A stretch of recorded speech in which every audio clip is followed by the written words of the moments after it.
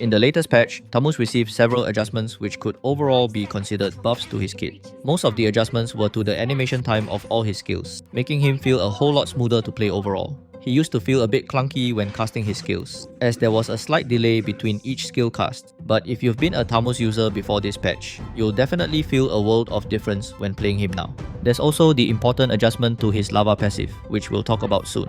So now that he's buffed significantly, is Thamuz ready to dominate the EXP lane? Let's talk about it.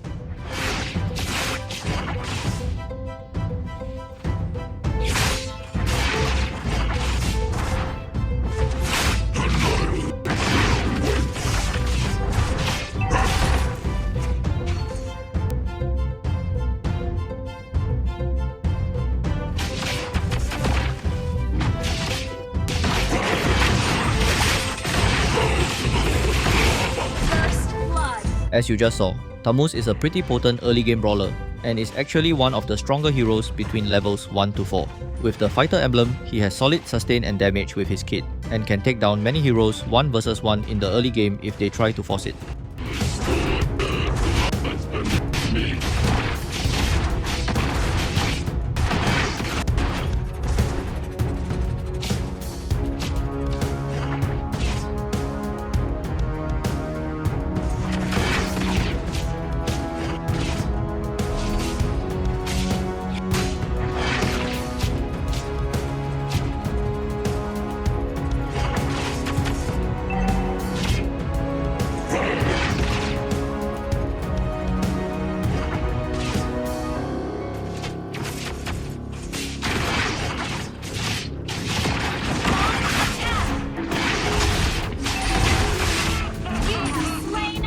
One of the reasons why Thamuz is so good in the early game is his powerful passive, which can summon lava under an enemy when he basic attacks. This lava will erupt after a brief delay, dealing true damage. However, there's no guarantee that each basic attack will summon lava, since it's based on chance. Specifically, there's a red bar under Thamuz's HP to indicate his lava rage, and this rage can be built up every time his basic attack does not summon lava. So the more often we fail to summon lava, the quicker this rage bar builds up.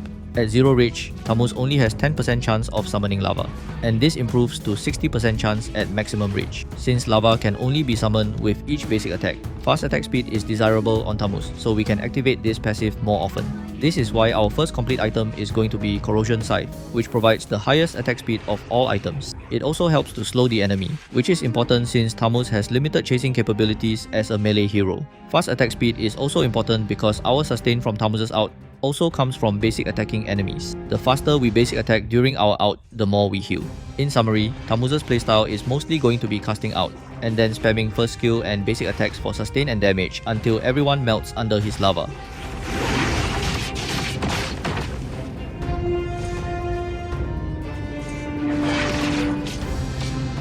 Incinerate them to the bone!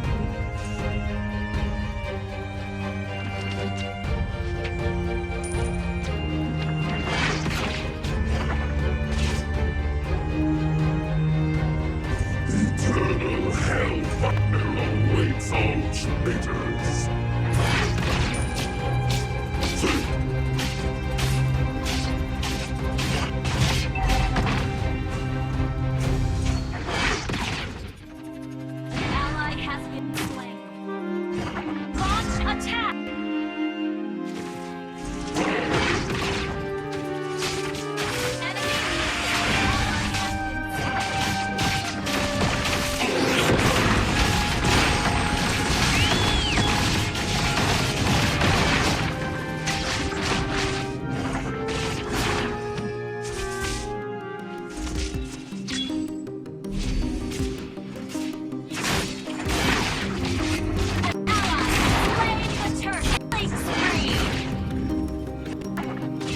Since attack speed is part of Thamuz's kit, he's actually a solid turret pusher and can melt them pretty quickly. So split pushing with Thamuz can actually be a viable strategy, which makes him more viable as a solo queue XP laner.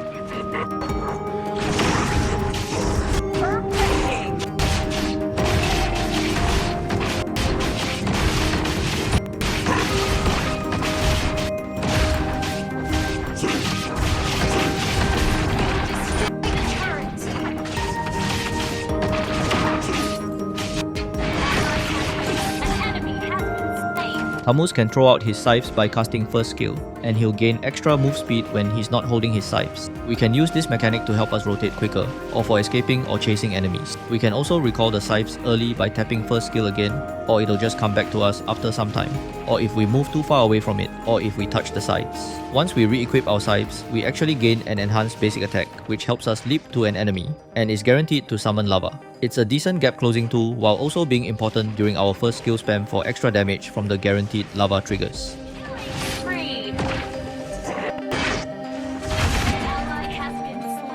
Both War Axe and Queen's Wings are solid items on Thamuz, since he's able to gain a lot of sustain from Spellbam, and they each have very useful stats and passives for sustained brawlers. Both items get stronger when the hero is in the fight for longer, boosting overall damage or making you more tanky. Oracle is also powerful as it gives a fairly decent balance of hybrid defense, while also giving a good boost to Thamuz's already high sustain. I would consider these items, together with Corrosion Scythe, to be his core items, which leaves us with one more slot. In this specific game, I'm going to be building Twilight armor, which provides us with high HP and a great counter passive to several enemies in the lineup. Almost all of the enemies have some form of high single hit burst damage, which is exactly what Twilight armor counters. Additionally, Thamuz also has HP scaling on his ult, so more HP is always welcome for him. For other match situations, you could consider Sea Halberd or Dominance Ice to counter sustain, Rose Gold Meteor for a balance of attack and defensive utility, or any other defensive item that may counter the enemy lineup.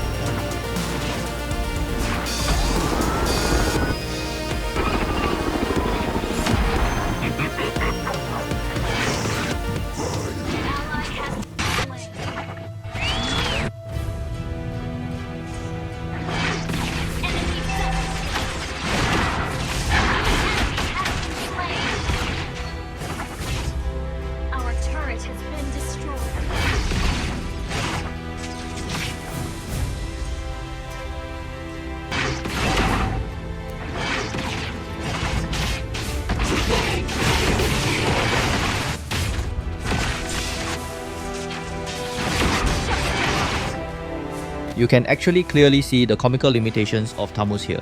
His short range combined with a lack of burst mobility makes him a predictable opponent, and this can be taken advantage of by high mobility enemies. While he does have some mobility with his Scythe speed boost and his second skill dash, they are still not screaming high burst mobility overall.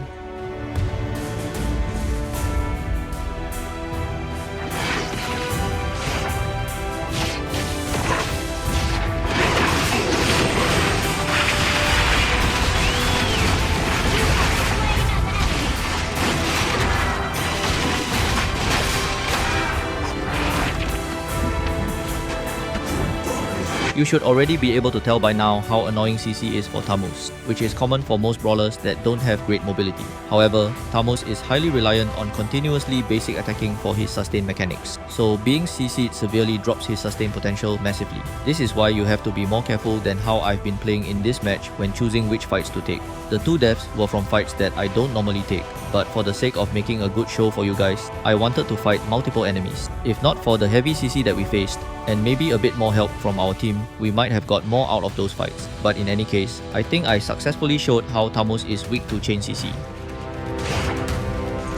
From this scorched blood, eat me.